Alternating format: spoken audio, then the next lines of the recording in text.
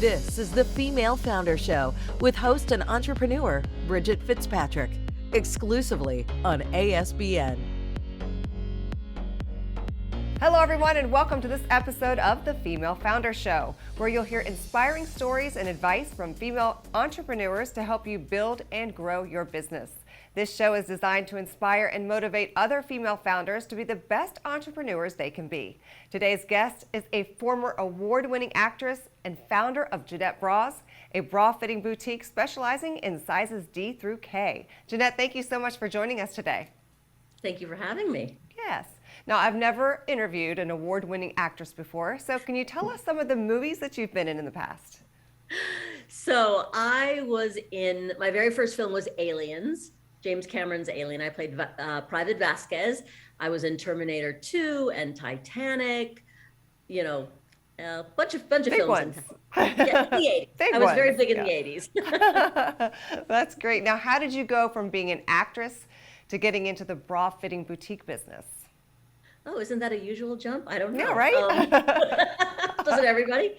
You know, it was very crazy. It just happened to be when I got into my mid 40s, you know, an actress, a character actress, the jobs get a little thinner unless you become a superstar. And I was writing and directing, but I was also very uncomfortable in my bras, as many, many women are. Mm-hmm.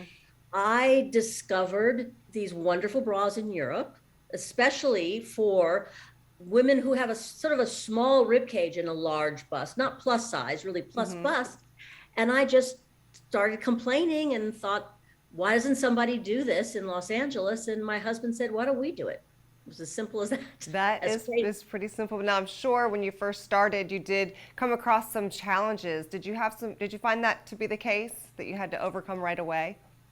Oh, absolutely. Absolutely. I mean, I didn't know anything about business. Yeah. Well, I say I didn't know anything about business. What I did know, though, was the most important thing, I feel, is there's a need. You have a need that nobody is filling, and you provide that. And what I wanted was not only the product, a quality product that worked, that was beautiful. I wanted service. I wanted connection. And I wanted honesty when I was dealing with the person I was walking into a store. Yeah, absolutely. Now, during the pandemic, some businesses did really well and other businesses suffered greatly. How has Jenette Bras fared during this time, and did you have to pivot like some others? Well, it's interesting. So to be quite honest, we suffered greatly. We did not sell online. We still don't. We sell our loungewear online, small, medium, and large. Okay. But no, we are a service business. Bras need to be bought. Yeah. Well, you try them on. Yes. So it was a challenge. It was what if you could never walk into the store and speak to a human being? Right. So we I don't know if I'd call it pivoting. It was basically trying not to drown. We started doing fittings via the computer because we fit by eye, not with a measuring tape. Okay. So we were able to, we had a huge loyal clientele. We did fit, but we did our best. Our customers bought gift certificates. We reopened when we could, and we kept working, and we kept, paying off our debts until finally we were able to do it again, and we're back better than ever now. That's fantastic. Yeah. Now, since we can't buy your bras online, can you tell us where your stores are located? Oh, yeah, sure. We're in Atlanta, in Decatur, in downtown Decatur, nice. Which is amazing. The incredible thing is that the Atlanta store is the second most popular store now of all of our stores. Fantastic. And we're opening one in Buckhead in the spring. And then we also have we have 4 stores in Los Angeles. How exciting. Very exciting. Congratulations on all your success. Thank you. What advice would you give to those women that are thinking about starting a new business? I would say that you do not have to know everything to get started. I knew nothing about money and finance. I still know very little. That is not my strong suit. However, I hire someone. I but what you do have to know is what you're passionate about. Mm-hmm. You know, something you want to right, a wrong that needs to be righted, something that you cannot find that you would go anywhere and do anything to get. And you ask questions. You don't think you have to know. You say, sorry, I'm confused. Can you explain that to me in a different way? And I just think sort of a certain kind of a mix, a humility that you don't have to know everything. You learn like everyone else. Yeah, that's great advice. Now, you have a staff, so can you talk to us about your leadership style? My leadership style. I think I am naturally sort of an autocratic sort of person, to be quite honest. I was brought up, if you want something done, you got to do it yourself. Mm-hmm. I was brought up by a single parent. I was a single parent for many years. And, you know, as an artist, you do it yourself. Mm-hmm. You can't wait on people. Right. However, as you grow, you absolutely have to pivot to a more democratic style. And I am definitely learning that if you want to grow and not be exhausted, you need to ask for help. You need to coach people. You need to delegate. Yeah. You need to step back. So I've definitely become much more democratic. Yes, and it's hard to do, I know, but very necessary, as you say. So Yeah. Now, is there anything that you've brought to your business today that you learned in your acting career? Oh, absolutely. I mean, every day.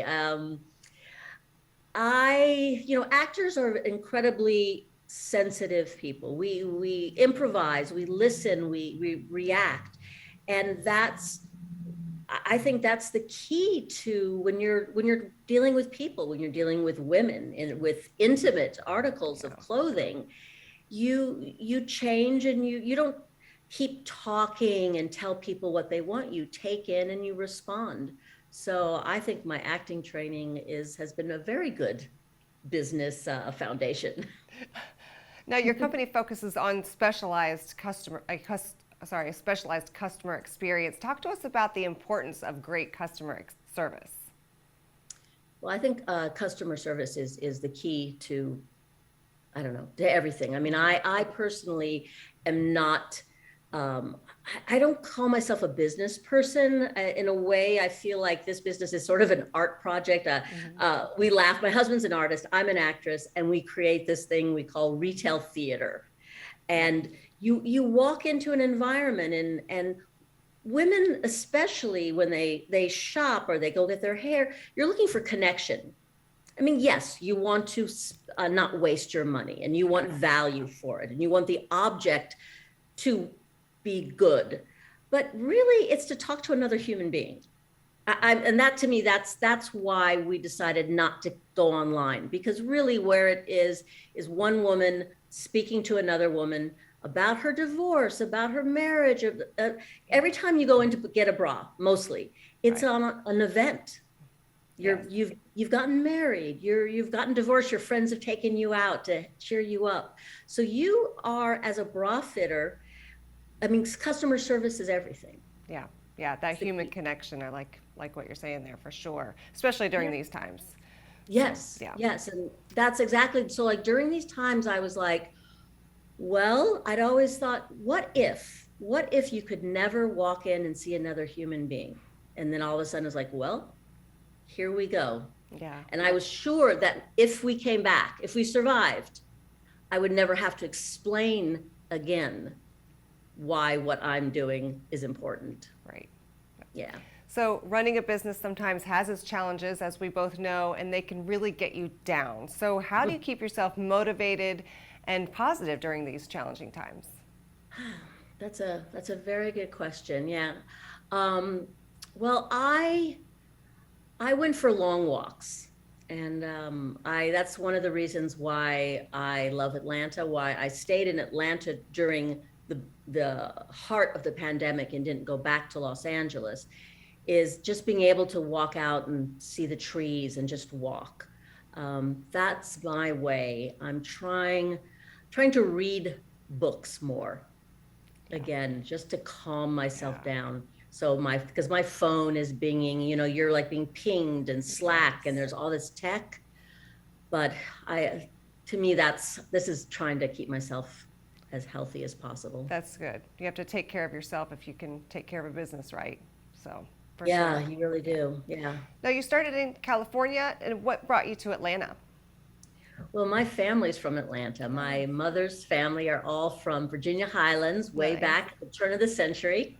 So I would spend my summers and my vacations back and forth at my grandparents and my cousins between Atlanta and Los Angeles. And just recently, it also has to do with the film industry. Mm-hmm. So many of my friends were making films and working in Atlanta, so it just seemed perfect. Very natural progression, for sure. Yes.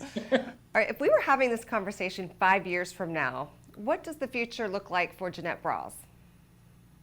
Well, we are going to, like I said, we're opening our 6th store in Buckhead, and we're looking for other cities to go to. Great. I love other cities. I love cities. I'm a city girl. Los Angeles, Atlanta, Yeah. New York.